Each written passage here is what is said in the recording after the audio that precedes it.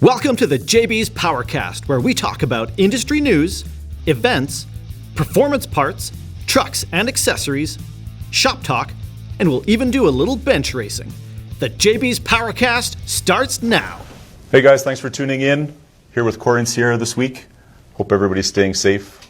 And just so you know, before you comment on social distancing, this is all a camera trick. We're actually 6 feet apart. Mm-hmm. Yeah. A lot of things happening in the news outside of the motorsports world, so we're going to try to keep it car-related as much as possible. One of the articles I read last week, Volkswagen in Tennessee, Chattanooga, they're undergoing some changes in their plant. The switch from the traditional car plant and the tooling to focusing more on electric. And what they have now is basically a virtual reality headset that allows the engineers and the plant workers to set up the plant virtually, walk through it, see the machining working, tooling, everything like that, prior to moving any equipment into a building. Basically, they can see the production before the actual production starts. And I thought it was pretty cool when I first read it, and then if you watch the image or the little video clip they have, you literally can, well, not just car plants, but you could set up anything virtually and see how it works. Like, I thought it was great. I love this story so much, and I'll tell you why. I am and have always been a huge proponent of VR and AR. Okay. And I have a VR headset at home because I'm a huge dork. But aside from that, ever since they've sort of been talking about it, ever since the very first sort of consumer version of the Oculus is one of the big companies that make it. Right. Yeah, I am all in on VR and AR. And so when I heard the same story, I've always thought for a long time, there's so many cool sort of non-immediate computer type applications for this type of technology. Obviously, games is a big one, but games aside, it's being implemented into medical fields and all sorts of different things where you can put yourself in a circumstance that you wouldn't normally be. So I think this is an amazing idea. It's also reasonably cost effective to be able to design, in 3D, a plant, an entire sort of manufacturing plant, and have somebody in that spot, in that building, and walk around, learn the equipment, learn the tooling, learn the places without actually ever being there. I'm all in. I think it's super duper cool. Right, and again, you're doing that at home, but there is no limit to where where it can take us. Right. So no, I mean, even in our warehouse here, if we're going to build a new section of it, we're going to do whatever we're going to do. We could potentially, when this technology comes really available and at a decent price, you can build shops, you can build warehouses, you can. Oh, totally. There's so many things. 3D environment design and mapping is not that difficult, or is it very expensive? Yeah, absolutely. Even if you want to redesign your living room, right? Right. Map it out. You want to move furniture around. There's some pretty rudimentary stuff you can do that on a computer. Yeah. But to be in that virtual space and look around and walk around and see where your couch is and where you want to put your TV, even as something as simple as that, all the way up to a huge electric car manufacturing facility. I think it's very, very cool. Yeah, and the other part of the story that I thought was interesting is the fact that, here's the plant to build the traditional cars as they are today.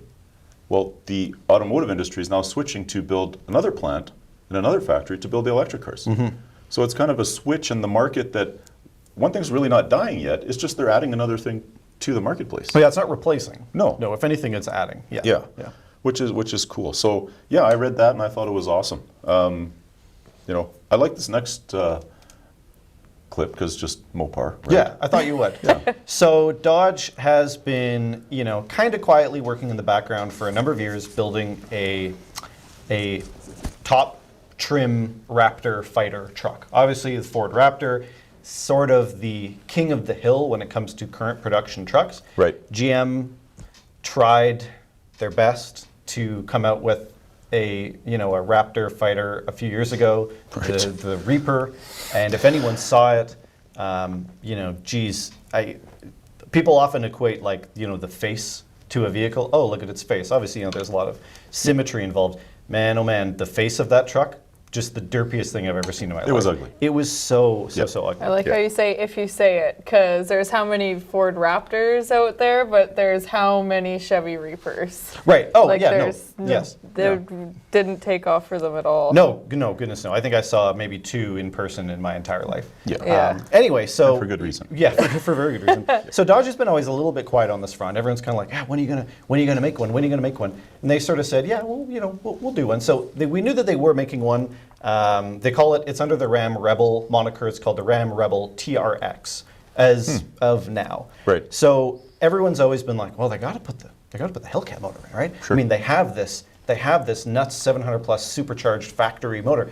Why wouldn't they do that? And they've always been pretty mum on the whole thing. But just last week, they said, you know what? Confirming 700 plus horsepower. Right. No, the exact figure. Obviously, 707 is the popular number that tends to follow that motor. Right. 6.2 supercharged Hellcat motor, the whole deal. 4x4. It's not going to be two-wheel drive. It'll be a full 4x4 truck.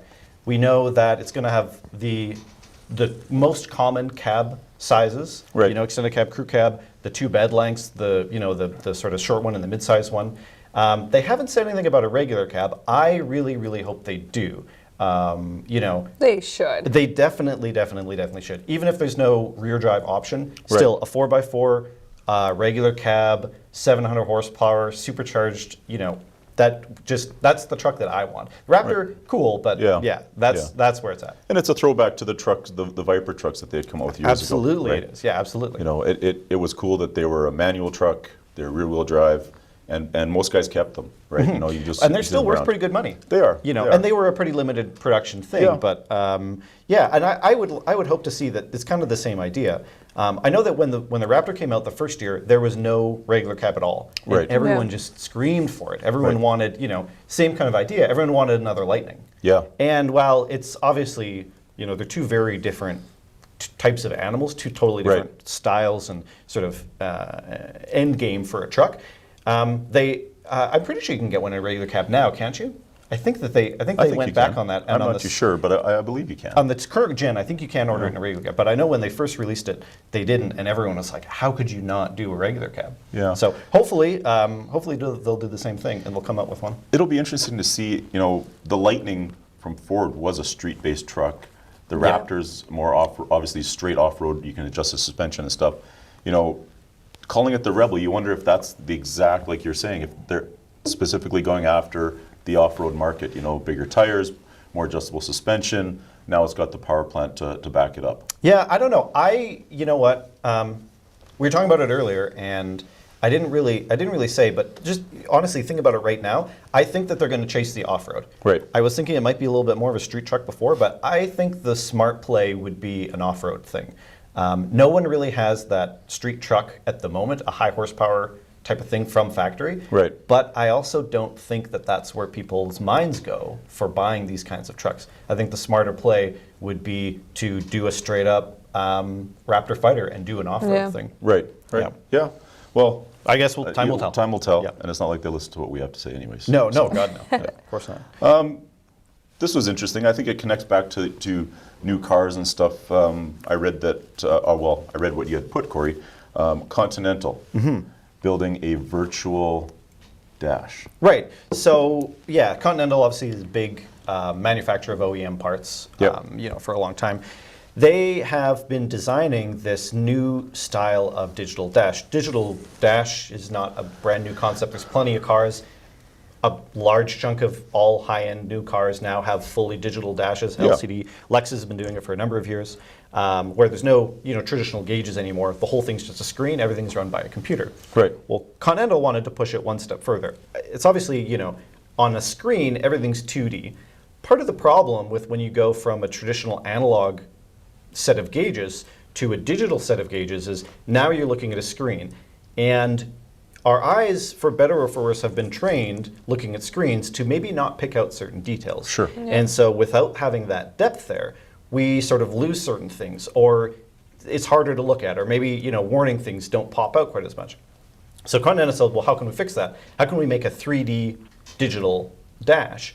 So they're using a technology called parallax barriers, or not a technology, but a concept, a principle. Okay. And basically the idea is, it's been around for a long time. The whole idea behind a 3D image is that, your eyes in the natural world are seeing two different things. Your eyes don't see the same image. Sure. Your brain correlates, creates a 3D image. Yep. So you can reproduce that by showing an image on a two-dimensional screen, and you just offset the image enough that your brain reads them as two separate places. Right. And it ends up looking like a 3D image. So they're using this technology in a dash so that things pop out in 3 dimension, whether it's gauges or warning, check engine lights, or even blind spot detection, Right. any kind of thing like that.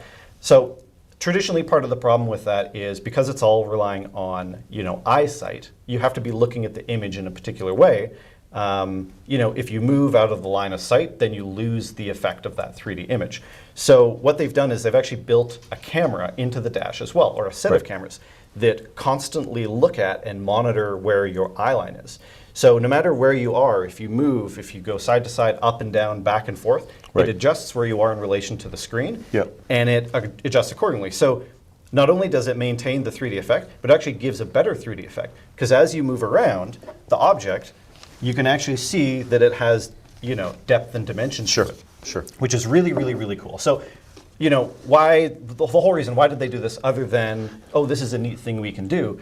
Well, like I said, part of the problem with not a flat 2D digital dash is they're finding that people aren't really responding to warnings, to flashes, things like that. And again, maybe that's just because we look at screens all day and then we Right. have another one in front of us, it kind of gets lost. Right. So at the end of the day, it's a safety move. And they're pretty sure that this won't be distracting as much as it will be an improvement in safety, in that Interesting.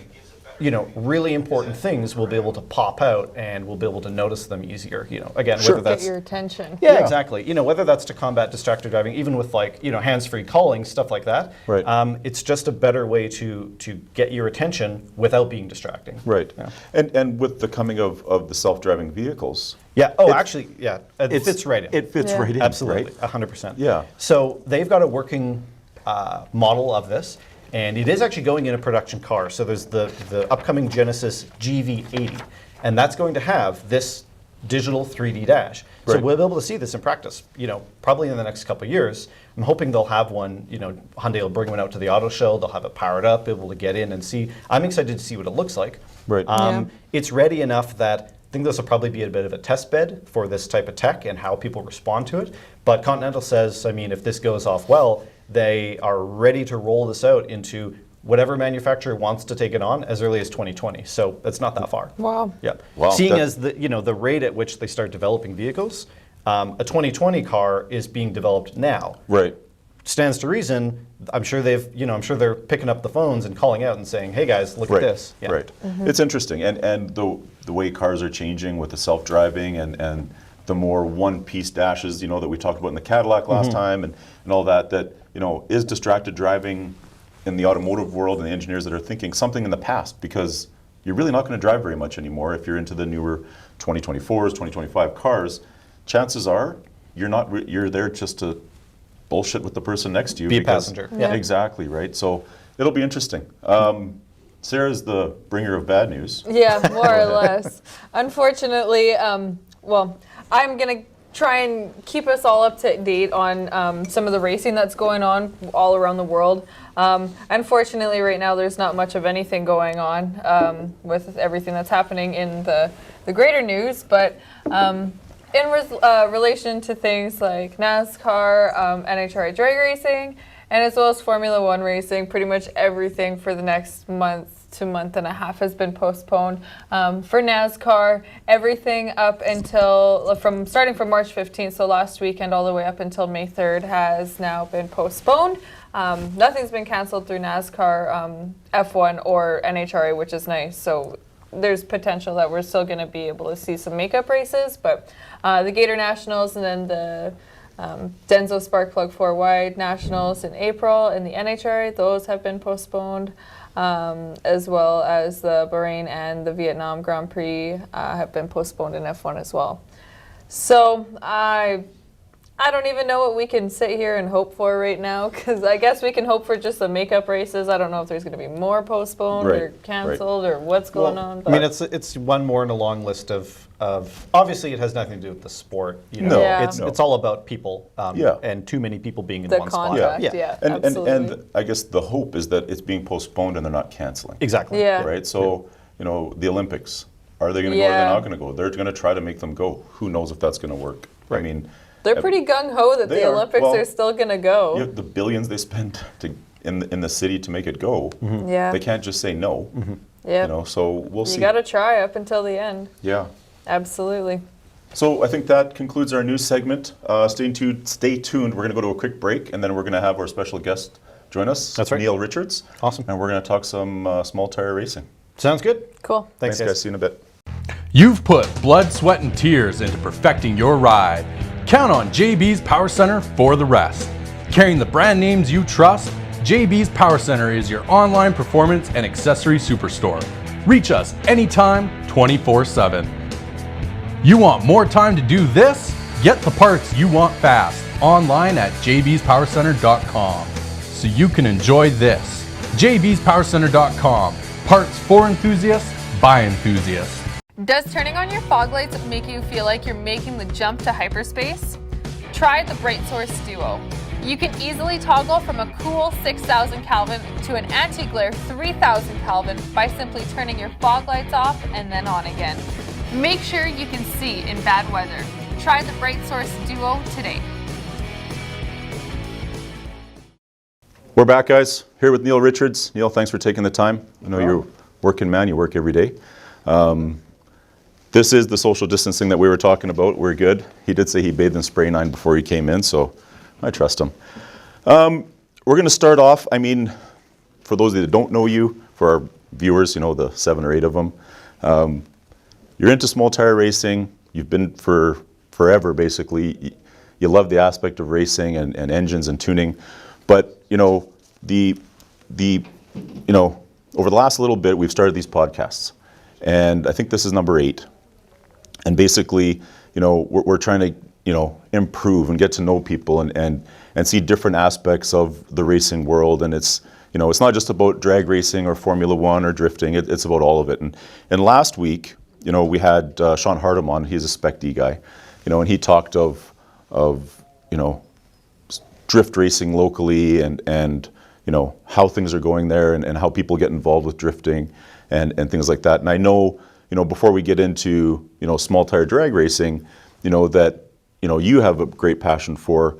I know you've done a lot of stuff with, I read a company like Shenanigans out in Langley. They do some drift cars, and I know you tune that on that side of the spectrum as well. Yeah, I've tuned them all over the place. I've done remote stuff for guys down in the States.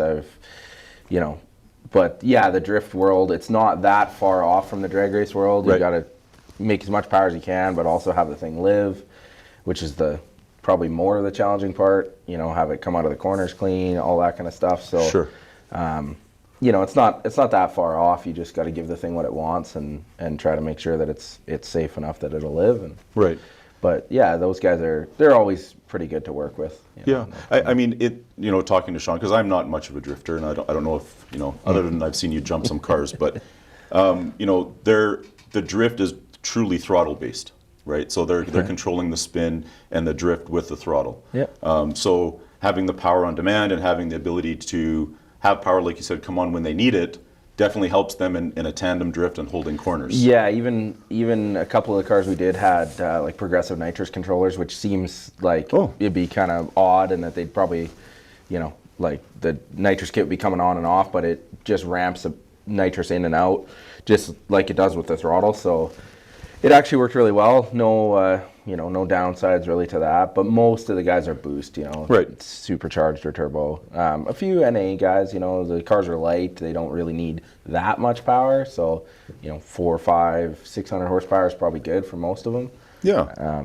Yeah. So it's like you said, I would have never thought a nitrous car would be a drift car. Yeah. Right. Like, bottle pressure and everything holding for I don't know how long if it's a couple minutes or not. Yeah. But, it was a little surprising to me, but I mean, if you put everything in place, bottle heater, timing control, progressive controller, all that stuff, it's pretty easy to make it all work. Right. It's not that not that hard. And again, it comes down to understanding what the car needs, what the driver needs, and tuning to those parameters. Yeah, absolutely. So, I mean, again, a lot of guys know what small tire racing is. Some of our viewers don't. Define small tire racing. Just way too much power on a very limited traction size tire. Right. The idea is that the tire will be the equalizer. Okay. Most of them are, at least most of the stuff around here or that, most guys would be exposed to is real, like steel-bodied cars, mostly stock suspension, everything from, leaf spring stuff to factory four-link like Fox body or G-body stuff. Just going way too fast on a really tiny street-legal DOT tire. Right. So the parameters of 28, 10.5 or 275 drag radial is most of the rules. Some guys still classify small tire stuff as, anything that's not like a big Bubba, like a Pro Mod tire or something. But, to us and to, let's call it the West Coast and the average guy, a 28 10.5 is a true small tire. Like that's what we... And the idea behind the class or the specific to small tire is the equalizer is the tire. That's right. Is it still the case? Yes and no. I mean, with the numbers that guys are capable of running on these tires now, it's more so a game of power management and, reading the track and trying to figure out how much you can use on a given track or a given pass, more so than, the tire being the hard limit. Because, these tires are incredible what they can do now and how fast guys can go on them. So I don't know if the tire is specifically the limit anymore. I mean, it definitely is on, let's call it subpar or maybe not full radial prep racetracks. Okay. But it's, it's more a tuner's game for sure. Okay. So, with all the cars you see and all the racing that you see, what would push somebody to stay small tire versus going big tire and saying that, you have this engine that builds 3,000 horsepower, putting a big tire on it, man, you're going to go fast because the tire is going to hold. What would convince somebody to say, is it the challenge? I think like the thing that brought me, brought myself and a lot of our friends or group or guys that we race against into the small tire world is just the challenge of making it work.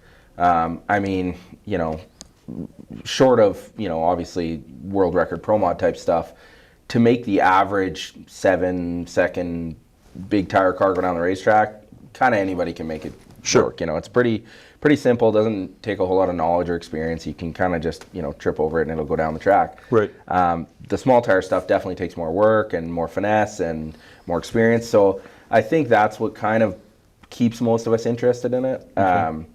There's getting to be a pretty big following for it. So there's a lot of heads up racing, all around Alberta, BC, the West Coast of the States. And now they're starting to get to even be some pretty decent payouts. So, not that that's why we race, but I mean, it doesn't hurt if you got your chances at winning, say $10,000 versus, 500 or whatever, right? Sure, it makes a difference. It's more just it's a challenge to make it work. So I think that's why we all find it so interesting. Mostly. Cool. And I know you mentioned, obviously in the small tire world, there's different sets of rules for different areas, which is fine.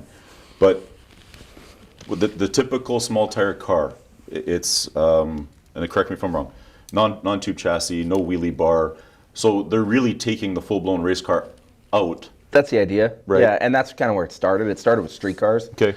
And still is, like a lot of the cars that race, in the small tire stuff are still street legal or, very, could very easily be driven on the street. Whether they do or don't, that's up to the owner. But they basically are all street style cars, full interior for the most part, all factory appearing, no real crazy, stretched out bodies or any of that kind of stuff.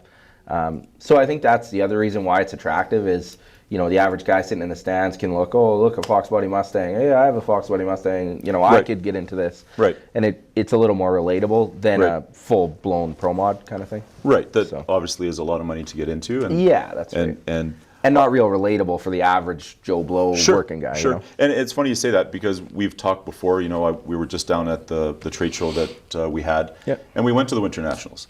And more and more people are not relating to the top fuel dragsters. Hey, it's cool seeing one go down the track and what they do. Yeah. But after the 10th pass, you're like, I've seen it now. I'm kind of over it. I'm not going to have that, or I'm never going to be there. Exactly. So it's kind of, you know, but the guy that's wrenching in the pit on his own, trying to get even his bracket car, get that going is more relatable to the average gearhead guy. That's right. Yeah, 100%. So tell us about the car, your car. It's a 79 Mercury Zephyr. I actually have I have two of them. So I built, my first one was just I got it from a buddy of mine in Calgary. And it was kind of like a barn find, grandma special kind of thing. Sure. So I ran that car, street drove it everywhere. You know, we'd drive it down to Medicine Hat, race it, drive it back, like 5-hour drive. Did that for years, took it out to Mission, all the stuff. And then the car just started to get faster and faster, and I was going after the radial stuff a little more. And we just got to the point where the car needed more chassis work, more cage and stuff like that. So kind of hit a crossroads of, do I, you know, upgrade this car, build another car? So, you know, myself, with help of a bunch of really good friends and, you know, sponsors and stuff, put together my current race car, which we built as a twin to my street car. So, you know, painted two-tone cream, you know, everybody knows the ugly paint scheme. Nobody can figure out why we did it, but it's kind of like, you know, the little brother and then the big mean brother. So, yeah, it's a basically 3,400 pound all steel, you know, still got factory glass in it and stuff.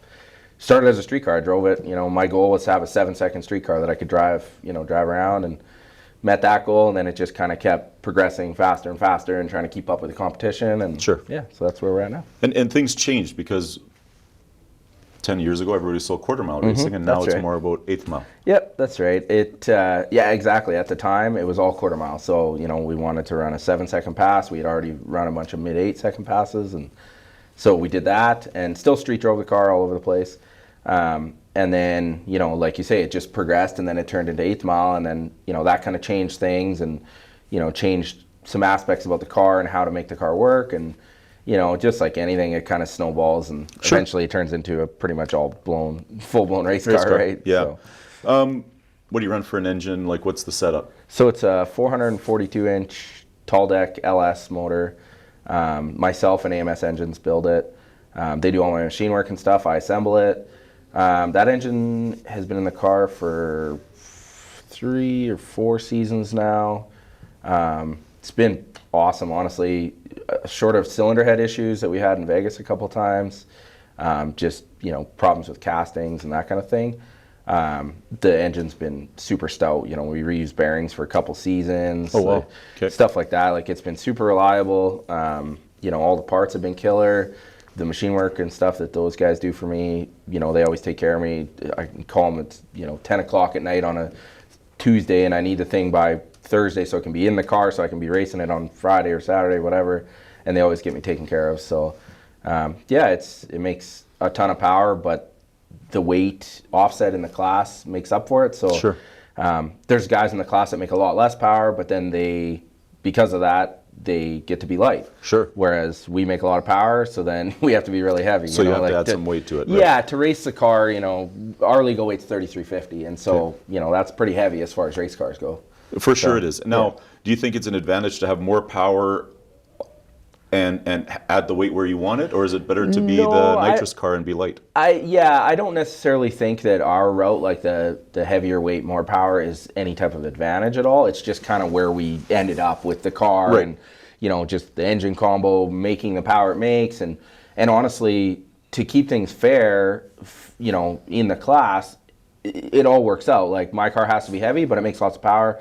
They can be lighter, but they don't make as much power, and then it works out to where all the numbers are really close. Sure. And so it's not that I chose my path because I thought it was an advantage. It just kind of ended up that way, you know, with the street car thing, and, you know, building a heavy car to begin with, right? Right. So you mentioned 2 cars, you know, with as competitive as you are, and I know you go across the border quite a bit to race.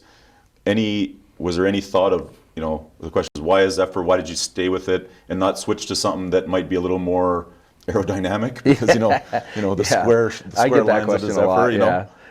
Zephyr, Honestly, I like the cars. I'm a boxy car guy. I love Malibus. I love G-body stuff. I love the Zephyr, Fairmont, all those. So I don't think I would go away from it. And especially now, everybody knows the car really well. Sure. And, whether that's good or bad, when we roll into the track, half the people are happy to see us. The other half are kind of choked that we're there, or get their hair stood up on the back of their neck, whatever. Which I like it that way. I prefer when I roll in the track that people know I'm there, and of course. And if they're scared, all the better. Yeah, well, psychology plays a big part in racing, obviously, right? Yeah. So you saying that, so being one of the fastest guys in the small tire in this area, BC, the West Coast, like you're talking, like you said, it puts a target on your back a little bit. So, I know everybody watches Street Outlaws and all that stuff, and they see, a guy makes a pass and then they show 30 seconds of video of, I'm getting ready for my next pass. What does it take to stay on top? I mean, obviously it's not what you see on TV, and it takes effort and money and everything. So, you have one of the cars that people recognize and they know, and there's a reason they know it. It's because it's fast. Oh, before we go, fastest pass to date? We've been 445, 168 mile an hour. Yeah, okay. Our best so far. Yeah, and that's the 8th. That's it was a good pass, but we're not happy yet. We still got some. Turn on a little bit?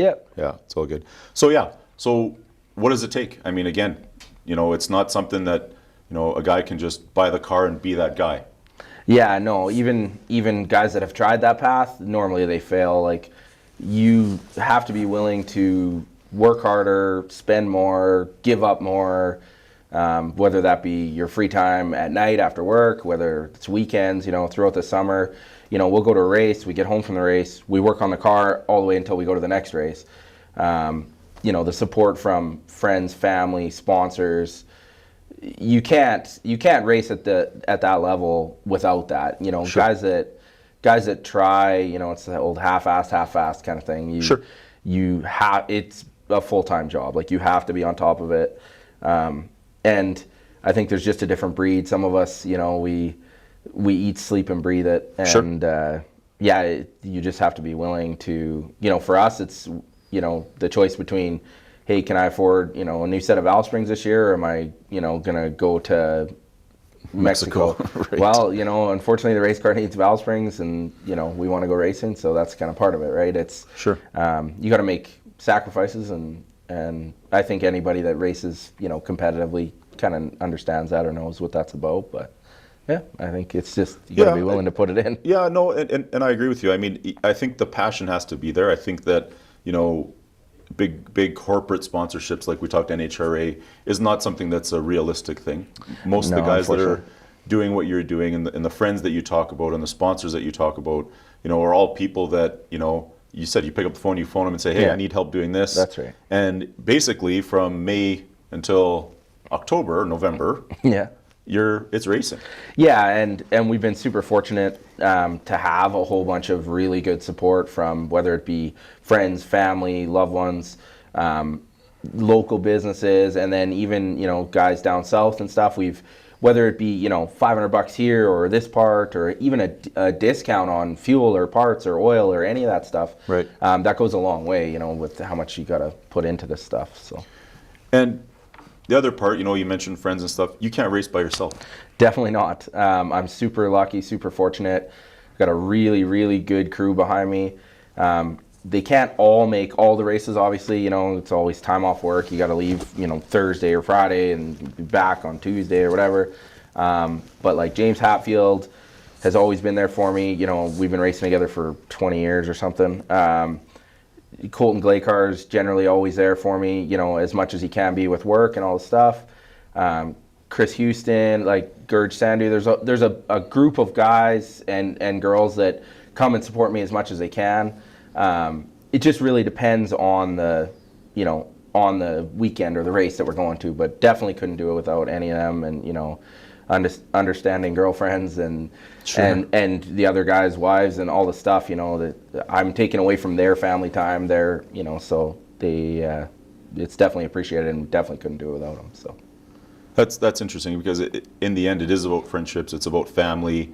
You get to spend time with people that you're like-minded, and you call on those people at any time, right? That's right. And a lot of people, they'll come by us in the pits, and they're always like, oh, you guys are always laughing and joking around, and you're never really, don't seem to be taking things that seriously. But that's always the way I've approached it. If it's not going to be super enjoyable and everybody can't be laughing and having a good time. I mean, of course, there's the times where it's 3 o'clock in the morning, we're freezing, we're laying on our backs under the car, covered in oil, pulling a transmission or something.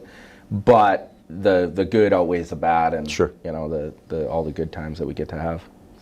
So switching a little bit to tuning. So EFI's come a long way. Mm-hmm. We sell it here at JB's Power Center. A guy can buy the new Holley Sniper or Phytech or whatever it might be. Yeah. They bolt it on. They get the little handheld monitor. Street car, maybe do a street legal, something like that. Those have the basic tuning capabilities for day-to-day driving, or like you said, maybe a single-stage nitrous kit at the track, for a Friday night, or a little bit of boost, whatever it might be. When you're talking tuning in your car, you're using a Holley-based product, which is a Dominator or HP. That's right, Dominator. What is what's the challenge of using a tool like that to say you make 2,000 horsepower, you have a small tire. What's the challenge between horsepower and grip? And what is the Holley or the tool that you use? What parameters are you looking at compared to somebody that's looking at their small thing? So the small thing, like the small handheld or the basic entry-level type EFI stuff, it's just that. It's an entry-level, most of them are a carb replacement. You take off your carburetor, you put that on. They work great for a hot rod guy, or maybe the little weekend warrior kind of guy that makes 450 horsepower or whatever. Sure. But ultimately, if as the power progresses and the speeds of the cars progress, and you just need more control, so then that's where you start going into the HP, and then we're talking Holley products here, but you'd go into the HP, and then if you run out on that or you max that out, then you go into the Dominator, which is essentially unlimited, and so it's kind of just a progression thing. And I mean, there is a product for each application. Right. So for a race car like mine, we definitely fully utilize the Holley for everything power management wise. We can use it if we want. We can do traction control. We can do fuel, air, spark, any of that kind of stuff, obviously, and then boost. And the control it gives us is what helps get the car down the racetrack. So it's a pretty steep learning curve on that end of it, but it's not something that the average guy can't learn and get more familiarized with. Yeah, and I mean, I'm a person that is just learning as well, trying to figure it out as you go, right? But you see online that there's opportunities to go to like a EFI school. Yep. Right? And that's traveling down south and all that stuff. What do you think of, the schools, and is there a local opportunity to learn something like that? Or is it going to the track and coming up to introducing themselves to yourself or James or any of the guys that you talk to and say, hey, do you mind if I have a peek? So the hard part about the whole racetrack thing and coming to introduce yourself, and by all means, we love, when people come by, especially kids. Yep. They can sit in the race car anytime they want, and all that stuff. That's what it's all about. But it's hard if you're busy and you're trying to race to really take the time with somebody and teach them stuff. That part's pretty difficult. I've always been very forthcoming with information. I've taught a ton of people how to tune, and especially this type of racing and stuff. I am in the process of putting together a couple courses locally for Holley EFI. So one will be like a basics course, and then there'll be a more advanced, which is more into the race side of things, and all the advanced controls through the ECU and stuff. But I've also went down south and taken a lot of those courses, and I think if you go into it with an open mind and you're willing to learn, it's any course is good. You're going to pick up something from it. Right. It's always hard to say, oh, well, was it worth it? It cost me a couple $1,000 and I went down there or whatever.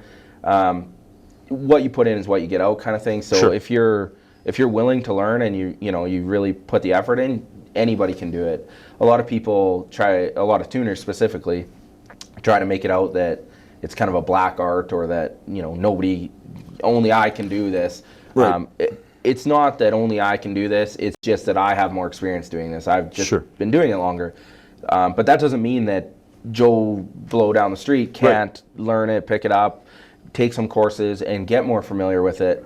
I always tell most of my customers I do a lot of tuning locally at the Iron Garage on the dyno, or at the racetrack, or remotely. I've tuned cars from Dubai all through the States, wherever, Venezuela, whatever. But that I always try to get them to the point where they can do this stuff themselves, and become a little more self-sufficient. Because if you are going to be trying to race your car yourself, unless you have an unlimited checkbook, you kind of need to be somewhat self-sufficient. So I always try to teach people those skills so that they can do it themselves. Right. And I've been lucky that I've had people teach me stuff over the years, and just taking that in, and just always try to learn and go with that. So fair statement is with all the years of racing you've done, every pass is something new you might learn, something different about the car or the track? Absolutely, yeah. If we're not learning, that's why we test, that's why we go to some of these races, and we're always trying something different.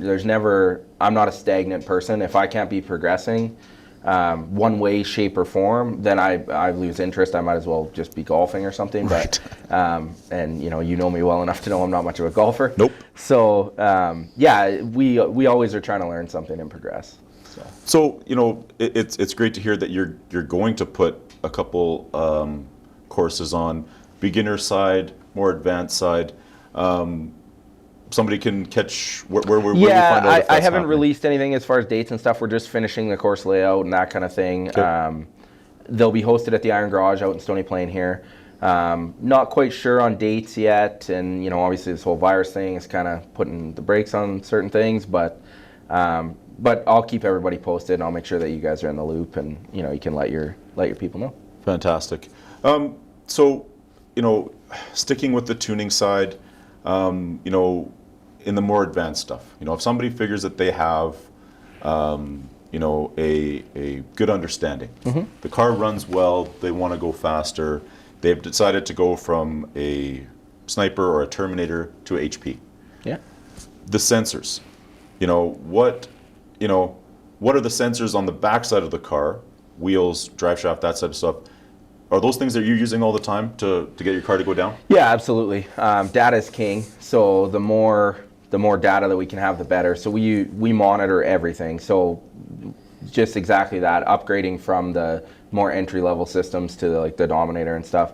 More specifically, it's for data. So we have all 4 shock sensors on most of the cars we tune. Drive shaft speed, wheel speed, ride height, infrared track temperature, infrared tire temperature, there you go. Transmission pressures, all the engine stuff. Basically, you name it, we probably monitor it or look at it somehow. Some of it is just information, and some of it will actually be used during the pass. Right. It just really depends what we're working on. Well, we have a question here from Jason. We'll leave it at Jason. Obviously, the question is, what cam for a 4.8? And I think we're going to try to get some more info from him, but I would say he's asking, being that you're a turbo guy, that's a pretty loaded question. It is. And hopefully we'll get some more info from him, but, Yeah. I have to assume it's a turbo 4.8. Yeah, there's... An LS base. Yeah, selecting a camshaft is, there's definitely better people than me to ask for that one, but there's a lot of good turbo cam manufacturers out there. You can get with the guys at Comp, and I'm sure you give them your setup, and they'll help you select one. Yeah, I think a lot of guys, when you watch YouTube channels and stuff, I've got this junkyard LS, right, with the 4.853, and all I did was throw a turbo on it. I guess there's some truth to that, but I'm making an assumption here, but is that just something somebody should do, or should you get the stage 1 cam from Comp or an upgraded? Yeah, what do you think? We still hold the world record for the quarter mile stock bottom end, junkyard engine kind of deal. That said, is it something I recommend to my customers? No. More so because the average guy doesn't want to have to be working on the car every weekend. They'd rather be out enjoying it, going to the racetrack, cruising it, whatever. The junkyard thing can work as long as you're smart about your goals, I guess. You know, just because you read in Hot Rod Magazine you can make 1,200 horsepower and you can do it for $500 with a stock 4.8. Well, can you? Yeah. Should you? Probably not. How long will it do it? You know, I mean, we push the stock bottom end stuff super far. We got lots of customers with lots of really fast stock bottom end stuff, but you just have to know your limits and kind of what you're trying to do, right? So, but I guess in the end, it is doable. It's doable to a degree, yeah. You know, and you have to have some knowledge, and you can't just go in there blindly swinging a big hammer and hoping for a good result, right? So we got another comment, and this will relate to our community. Jordy Lazic, how does Neil feel about being that close to a nitrous bottle? It makes me a bit uncomfortable, but Lazic also knows that my street car has both boost and nitrous. So, there you go. And I've been around a few nitrous cars over the years. He knows my love for nitrous. And speaking of Jordy, I mean, out of Kelowna, you guys have a good relationship. Yeah. We've been working together and now run your own deals. He's got Gen 3 speed out of Kelowna. I know, you support his race that he does in the Kelowna Fastest Street Car Shootout. Yeah. And he supports you. So is that something that drives the sport for you or? Absolutely, yeah. The guys from out there, and unfortunately it kind of feels a little more lopsided for the Alberta guys that we tend to travel to BC more than they tend to travel to us, but guys like the Gen 3 crew, all of them, they make sure they come to all of our races, so we always try to return the favor. And unfortunately our summers are short, so sometimes there's scheduling stuff, that people can't make different races, but if we have to pick and choose, we always pick that, to go out there, and those guys always treat us really great. The race is super fun. Pays really well. I was going to say, the money helps, yeah. For sure. I've won it twice now, so that definitely helped with the budget. But those guys are great. We work with them all the time. Me and Lazic will spitball ideas back and forth all the time. No issues there, and work together on lots of projects. So. Yeah, and I mean, I can say I witnessed that last November in Vegas. You know that you guys are both well known in the racing world and both down there. But bottom line is, you're Canadian, you're friends, and when shit hit the fan and you needed help, you asked and they showed up, right? That's right. And of course we extend that to them as well. Anytime anything that we can do to help those guys, and it's always back and forth. There's no issues that way. So getting into a Lazic tuned car versus a Richards tuned car, in the end it's a heads up race, but after it doesn't matter. I think we're both good at what we do. I think I learned a lot of things over the years from Jordan. Jordan learned a lot of things over the years from me, and it's you just pick who you want to. Who you want to do your stuff. My point was that as fierce of a competitor you are in the sport, and he is, that you would race heads up, go for it, but after you're gonna have a beer with the guy and you're gonna relax, right? It's not a big deal. And honestly, that's kind of the whole small tire world, is that we get to do that. We're friends with most of the guys we race with. There's of course always the guys that have their own kind of whatever circles, if you will. But in general, most guys get along really good, and when they get to the starting line, that's when you're there to do work. But other than that, it's a good time. And So another question. For someone getting started, it's from James Hatfield.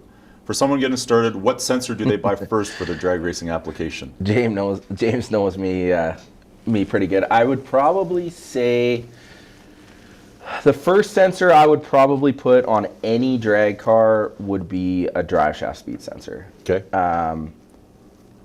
It's a close second with a G meter.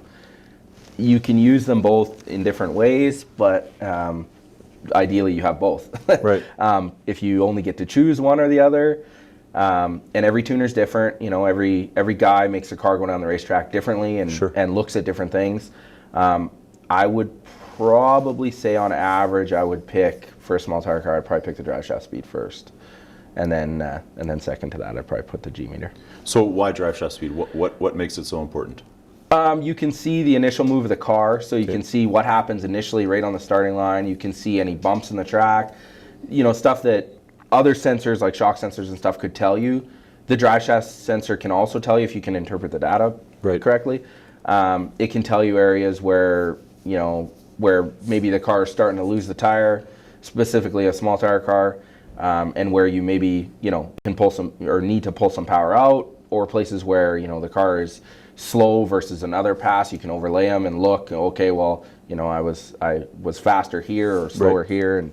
And so I think it's probably a close second, because you can do very similar things with a G meter. So, I mean, that's kind of a end decision, but I would say drive shaft. And the G meter, where is it placed in the car, and what type of data? G-force, but how are you interpreting it? There's different styles, but in general, they'll give you lateral or XLG, and basically it's reading the acceleration of the car. So, if the car is holding G or like making lots of G, it's accelerating very hard. If it's not, well, then obviously the car's not accelerating, right? So you can use that once again as a tool. These are all just tools that you use together to make tuning calls as to, do I put more power in? Do I take power out in different areas of the racetrack? And, same thing. You can overlay a run before. Okay, hey, I know on this run, I could hold the G till this far. Sure. Is the track going away? Yada, yada. So it's all about interpreting the data, but I think they both can be really helpful. G-meter help you in doing mid-track wheelies? Yeah, it reads pretty interesting when you put the thing at the bumper at the 8th mile, and any of us that have done it can probably attest to that. The G meter gets pretty crazy, but yeah, you can you can use it for that. You can use it for honestly all kinds of things. The thing where it really shines is places where when you've already overshot and you've put too much power in and the car's starting to spin or whatever. By that point, it doesn't really matter. You already missed the call, let's say. But where it can help is in areas of the track where the car is going slow, right, or slower than it possibly could.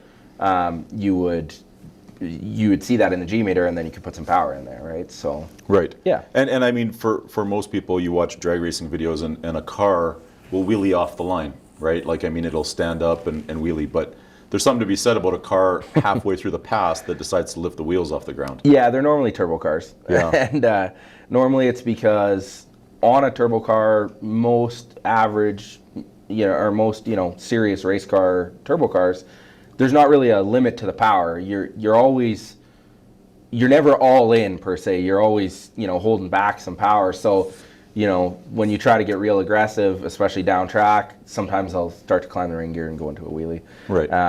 It can, a lot of things can dictate that, but especially once the car is fully settled and, the car is just flat, the tires are on the ground, everything's fine, and then all of a sudden you just throw, 500 more horsepower at it, well then, if the traction's there, the car can climb, right? So from Matt, question is, what's the preferred fuel when it comes to tuning? And does it matter? That's a very specific question based on the application. Okay. I would, if I had to give a blanket statement for, most guys, 99% of boosted deals can run on C16. It's super forgivable. Yep. You can get away with almost anything on C16. You rarely will ever hurt anything. Right. It really depends on the combo. Nitrous cars can run on C16 or C23 or whatever you want. It just depends on the application. I mean, it's pretty tough to just pick one. And there is a difference in fuels, obviously, but when you're at the level that you're at, what fuel do you run? I run methanol in my race car, and then in my street car / no prep car, whatever you want to call it, we run C16 in that car. Okay. Yeah. So each one's different. It just depends how aggressive you are and what class you're racing and what you're doing with it. But anytime, if I get a blanket question, I have to make a, hey, pick one fuel for anything, it's C16. You can do anything with it. And the guys you see on TV, are they running methanol typically? I think most of those guys, I mean, it depends on the combo once again, but, if it's a turbo charged or supercharged engine that has an intercooler, it's going to be either on C16 or Q16 probably. And if it doesn't have an intercooler, it's on methanol. Right. That's because pretty the easiest, easiest way to tell. Cooler, right? Yeah, and if it's a nitrous deal, they could be on whatever, right? Right. Next question, Kenny Joss. How would you prefer to do wheelie control? Ride height sensors or G meter does do the job on its own just fine?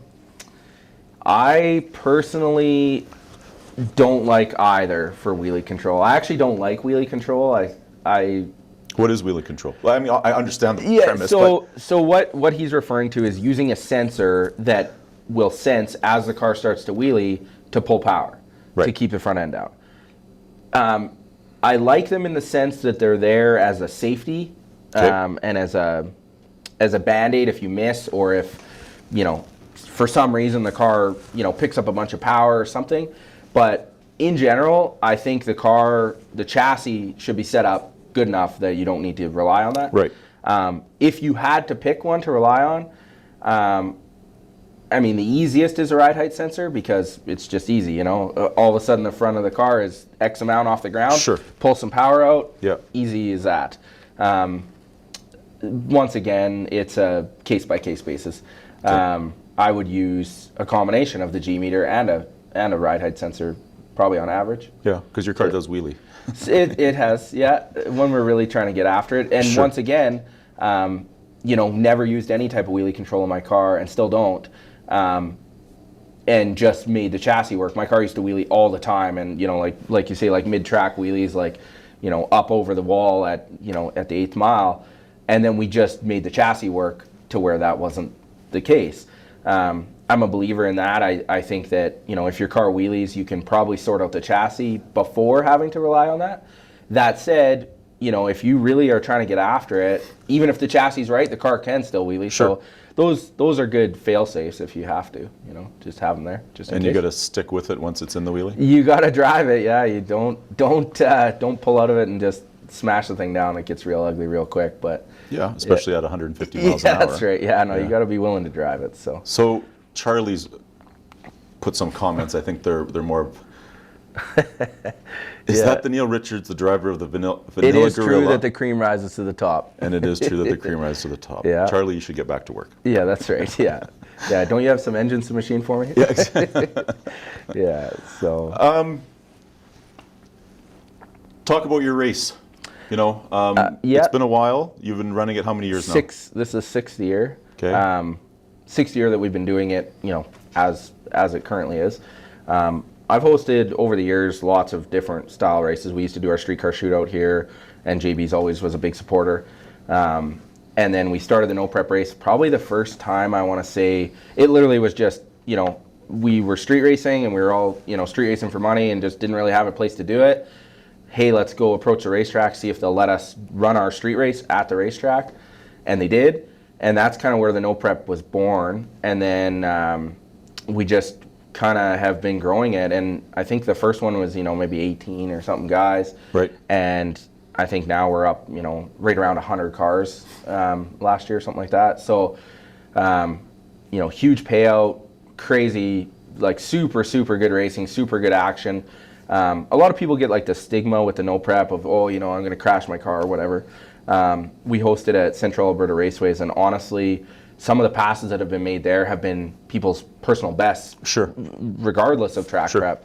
The track comes around pretty quick. Guys are able to go real fast, still do big wheelies, and put all the power in. So, it's August 15th at Central Alberta Raceways. That's great, and yeah, I mean, I've attended your events, and they've grown, and it's cool because the atmosphere is good. At the end, everybody gets to stand behind the cars and watch them race, and it's competitive, but it's fun at the same time. It's fun to see a lot of guys give it their all and try to win. That's right, yeah, and I think the part that is so fun for me is that the track is actually a bit more of the equalizer. Some of the cars that come, James won last year in small tire, and that truck is capable of running quite a bit faster than a lot of the field, but some of the races were super, super tight just because you can't use all the power. Right. The track's not there, it can't handle it, and you gotta pick and tune for it. And so it's really exciting, and we always make it a big show, so it's more than just sitting in the stands watching cars go down. There's always exciting things and attractions kind of that keep. And what about exciting. Classes? I know there's different classes, but tell us about the classes that you run specifically, and why you've added some and not others. So we have we have big tire unlimited, which is more or less like it sounds. If it's got doors, you can run it. Okay. Which that's where you see the fastest passes. Well, that's a pro mod. Some of them are. Yeah. Some of them are, bracket cars. Some of them are pro mods. We've had guys threaten to bring a funny car out and, sawzall a door into the side of it. But that's unlimited, and that's how it's always going to remain. Is run what you brung and hope you brung enough.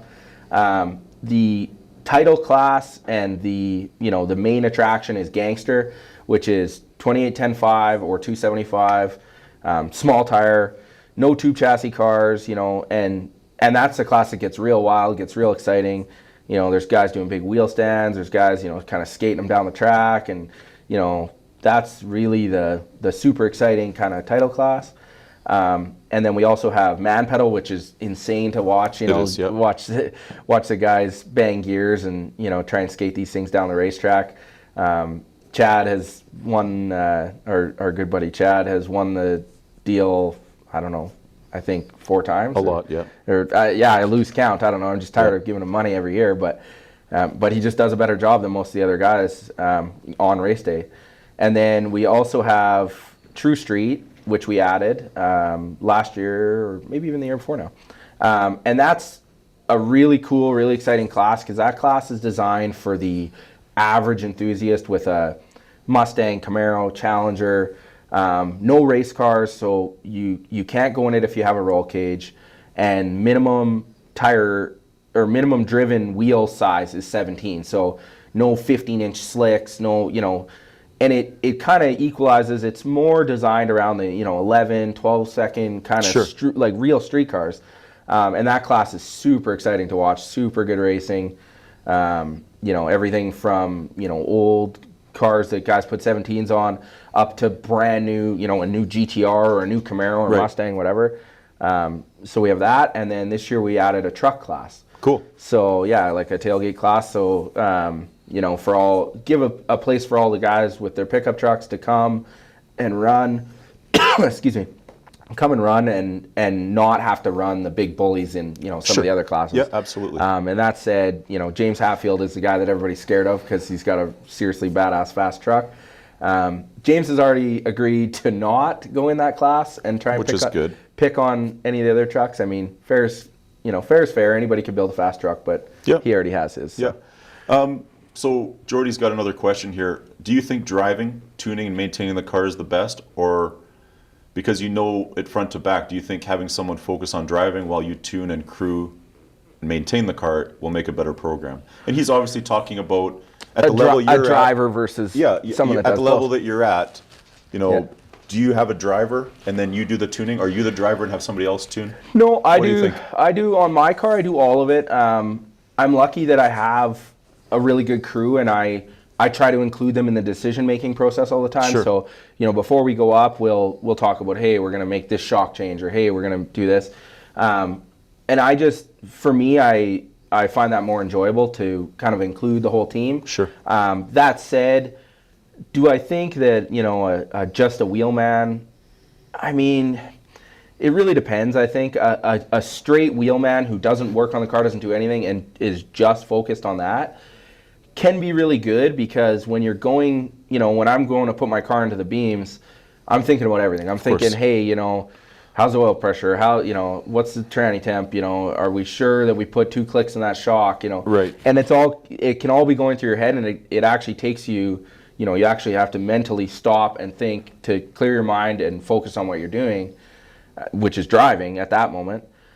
So I think a specific driver versus, a guy who does it all, a specific driver does have its place and can do really good, because that's all that they have, one job to do. They show up there, they do their job, and they probably are going to do their job very well. Right. That said, they also aren't necessarily in tune if they need to make a change on the fly, or they need to change their driving style real quick or something. So I think they both have their place. I've always been a guy who drove and tuned and stuff. But I have lots of customers who I tune for, who they drive and I tune, and that works too. So just depends.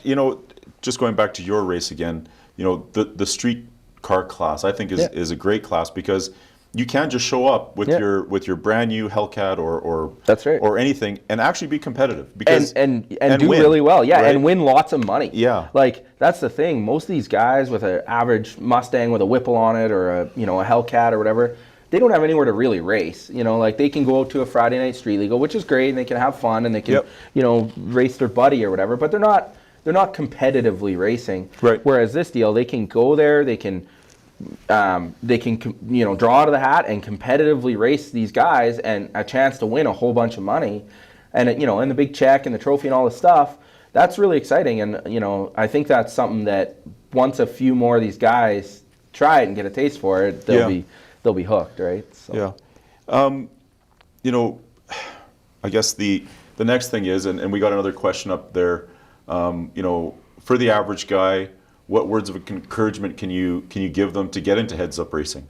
Because I mean, over the years, the bracket racing was the equalizer. It wasn't always the guy that had the fastest car. You got to leave staggered, and But now it is mainstream. You see it on TV every day. Right. We're watching it. We see it, and more people are interested in it. Because it's exciting. Of course, it's cool to watch two cars go head to head, and one looks different than the other, and they're not the same. Yeah.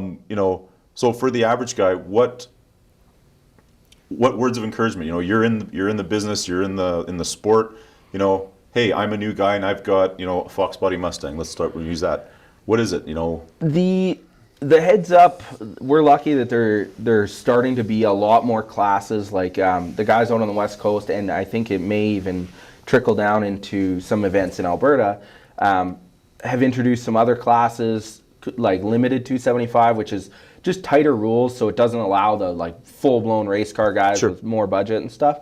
But honestly, for words of encouragement, it's just get out and try it. Right. I think a lot of times people get scared, or they're maybe not scared, but they're like, well, why would I go and I got to race this guy and he's way faster than me. Yeah. But the thing with the heads-up stuff, especially the small tire stuff, is that guy might just spin the tire on the hit and then you won. Right. And now a guy that you were scared of and scared to take the beams with, he's out. He's on the trailer and you're still in. You're moving. So my biggest words of encouragement are just go try it and work at it. And if it's something that you truly enjoy and you want to stick with, well, then you'll just work at it and you'll keep progressing and it'll come, right? And you'll find that the community is very inviting. Absolutely, and very supportive, and everybody's wants to see everybody do better, right? Yeah.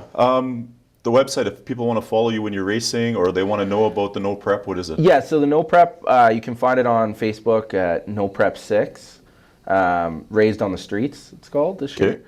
And so you can check that out. There's all the information as far as date, the time, all the specific class rules. And then our deal for the car is just the Cream Dream on Facebook. You can find that, and the Cream Dream X275 on Instagram, and I think that's it. Last thing, anything that you want to add, of your upcoming season, or one of the questions I had is, why do you think guys like yourself and why is the West Coast so competitive compared to other areas? It seems like wherever I go, there's always West Coast guys there representing their towns, their province, their whatever, and they're super competitive. I think a big part of it is we're just super resilient. We have to put up with winter here, and that just gives us more time in the shop. So when we get out to the racetrack, for the guys, down south or out east or wherever, where they get to race 10 or 12 months of the year, for them it's more just an average day. For us, we're going there to put in work, and we worked super hard all winter, spent all the money, been cooped up in the shop, right? So when we get out there, we're ready to get after it. I think that's probably the big reason why the West Coast does so well. So we're going to just go through some questions because it's good that we're getting them. Yeah, by all means. Will there be another burnout contest? That's Jason with the 4.8 again. Yeah. Jason won our burnout contest last year and deleted his transmission in the process. Was Jason driving the truck? Yeah. Okay, yeah I get that. And yes, I believe we will have a burnout contest again. I don't know, the specifics yet. We haven't quite got that far, but I'm sure there will be. And then about your race, going back, there's another question here: are you looking for sponsors, and who do you have for sponsors now? Who sponsors you currently to run your program, and then who do you have for sponsors out at your event here? For so kind of two questions, I guess. But for my race program, like my race car, I have a whole pile of really good support, both north and south of the border. Locally, I have like Impact Coatings does all our powder coating. They keep everything looking really good, even if it's wrapped up in an ugly car. AMS Engines does all our machine work and stuff, takes care of everything on that front. Hutch Transmissions helps us out with all our transmission stuff, air freighting us parts in the middle of the night, doesn't matter, answering the phone when we got problems. Performance Fuel Injection takes care of all of our fueling stuff. Milleron Fabrications been super huge in helping us out with travel money and just anything, materials wise that we need or building stuff for us. Legacy Auto Group, same thing, been super helpful last season and this season, just getting us out to the races. Stealth Graphics wrapped our whole trailer for us, make us decals all the time, help us out on that stuff. The Iron Garage gives us a place if we need to use dyno, work on a car, that kind of stuff. And then obviously all my comp cams has helped me out over the years. JBs helped me out, I think all the way back to when we first built my first race car. Right. Jim bought me my first set of heads and helped out with that deal, and we ended up destroying them trying to go faster, and that's progression. But you bet it is, yeah. Yeah, and so, friends, family, everybody, as much as, I've got friends that just call me up and, hey, you're trying to make it to Vegas for this race, how about I help you out with $500 for fuel? Things like that mean more to us and go further than most people would ever know. Mulder Trucking, same thing, helped us out huge last season with travel money and stuff. So yeah, without those guys, like the car stays in the shop. There's no way that that I could do it by myself. Right. And my crew, taking time off work and busting their ass at 2 o'clock in the morning when they want to be in bed and they're freezing and they're tired and worn out and they're under there busting knuckles with me the same, so, and they know I do the same for them. So as for the race, we are still looking for more sponsors for the race. We have a couple sponsors on board. We have Wild Rose Machining out of Didsbury. They've come on board and they're helping us out this year. We have Sign Solutions out of Bonnyville. They do all of our media stuff, like our posters, and they actually do all of our merch as well, which is super nice. And yeah, so we're looking for more, always, all the time for as far as that goes. If anybody is looking to get involved or would like their name on a lane, on a trophy, any of that kind of stuff, just get a hold of us and we can give you the rundown of the packages and what we have available and awesome. Go from there. Next question. It's about the street class that you run. Changing the street class to allow for a cage for guys pre-05. Yes, so we've actually been discussing this recently, and the group. So the No Prep race is not just me. It's a group of us that puts it together. I tried to do it by myself, and in years past, and it's a nightmare. I actually raced in it. One year I raced 2 cars in it and tried to put the event on. It's a complete nightmare. And so I'm super lucky now. I have a really, really strong support group that we put the race together with all of us.